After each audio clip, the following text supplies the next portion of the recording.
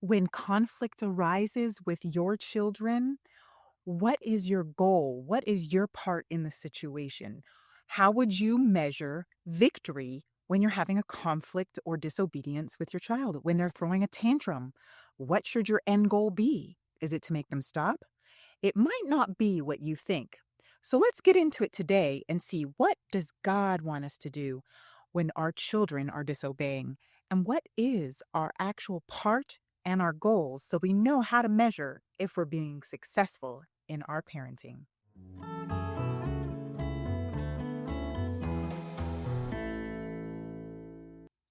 Hi, welcome to Missionary Moms, where we help you to be a better missionary to your first mission field, your children, and to those around you. Hi, I'm Jenny, and today we're going to be looking at what are our goals and how do we measure whether we've had victory in a conflict with our kids. There are two main goals, or our part in a situation when we're dealing with conflict with our children. I want to propose to you that it has nothing to do with what our children do, but more to do with what we do. Number one is going to be, we need to stay calm. We need to have the Spirit of Christ. And number two, we need to show them cause and effect, or sowing and reaping. So you cannot choose for your children. You cannot make the choice for them to be obedient. You cannot make them stop screaming. You cannot make them stop throwing things or kicking themselves around on the floor. That is actually their choice.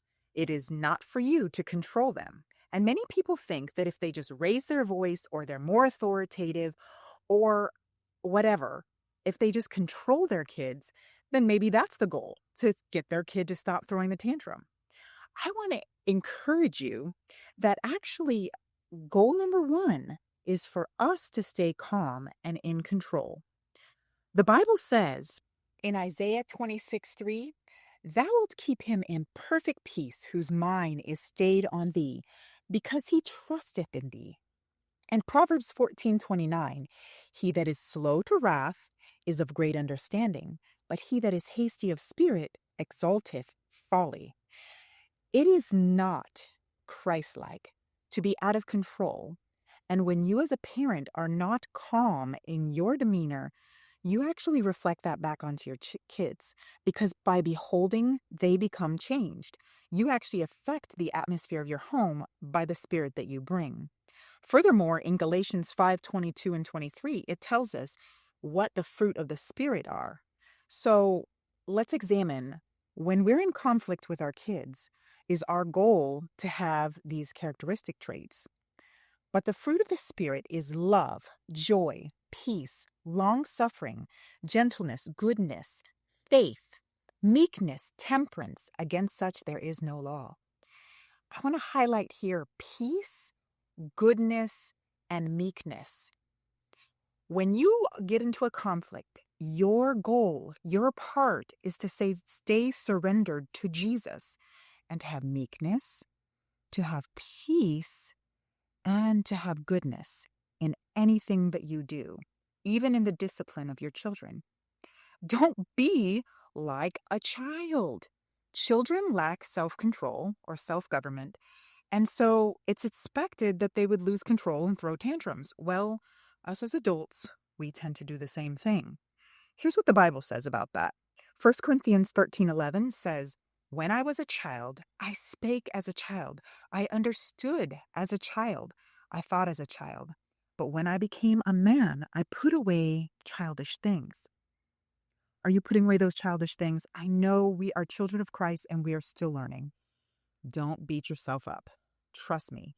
Even as I was making this video, I was tested myself on my patience and self-control. It was hard. And I feel like the devil was testing me even as I was putting together this video. But you are not a child, in the sense of, hopefully, you have a little more self-control than your child that you're teaching. If you don't, pray about it.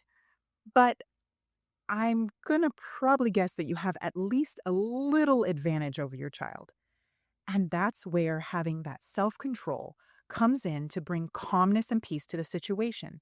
Don't add your elevated emotions to your child's elevated emotions and cause more chaos in the home.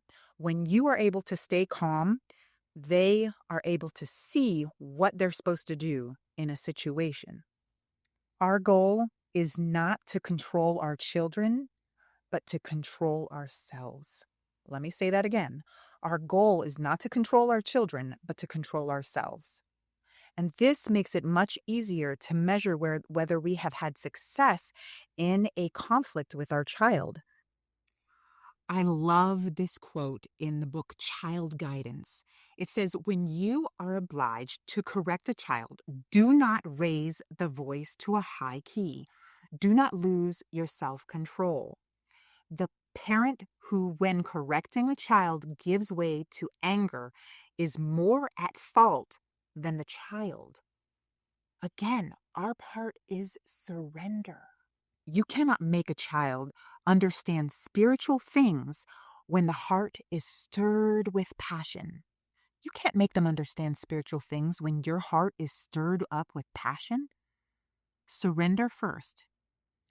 People think that our goal should be to get our child to behave, to get our child to sit still, or to have them say the right thing, or to do the right thing, or maybe even go a little layer deeper. Hey, we want our children to think the right thoughts. We want them to have the right motives. And that's great, but it can't be our ultimate goal in the moment. It might be our ultimate goal for them for heaven, but it can't be it in the moment because we cannot control what they do. They can still choose to scream. They can choose to do whatever they want to do as a human being, and we can't control them. Only the Spirit of God can control their heart. The surrender for them has to be between God and their own hearts. Our part as a parent is to stay surrendered ourselves so we can model what a Christian life looks like. And then it's to do this next thing that I'm going to show you. I'd like to encourage you to stay until the end, and you'll see I'm going to give you some tips on what you can do when you mess up and how to surrender, how to have some tips on surrendering. But please, if you're liking this video, hit the like button and subscribe for more videos like this. So the second thing that we need to consider and have as a goal when we are parenting our child and dealing with a conflict is we need to teach them sowing and reaping, or cause and effect. Galatians 6:7-8 says, "Be not deceived, God is not mocked. For whatsoever a man soweth, that shall he also reap. For he that soweth to the flesh shall of the flesh reap corruption.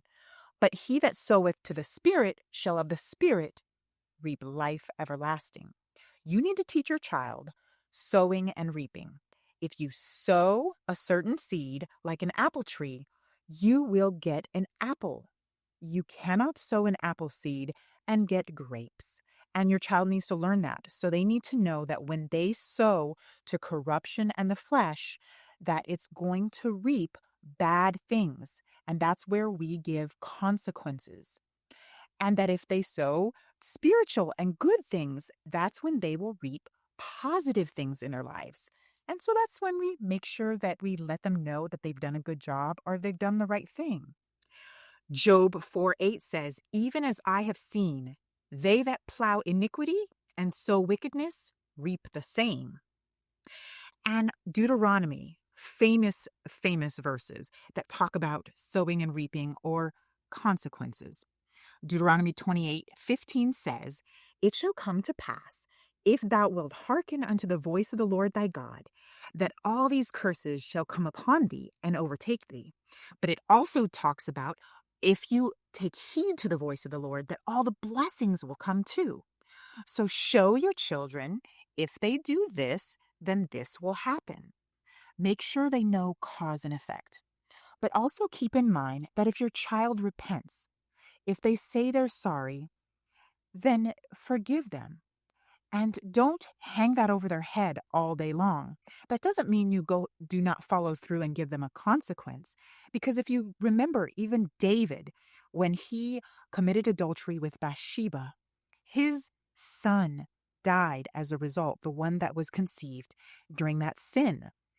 Just because David repented and he had a clean heart with God does not mean that the consequence goes away. And so, in the same way, just because a child is repentant doesn't always mean that they do not get a consequence for what they have done. Try to always make the consequence fit the crime. Help them to try to see the link between the cause and effect.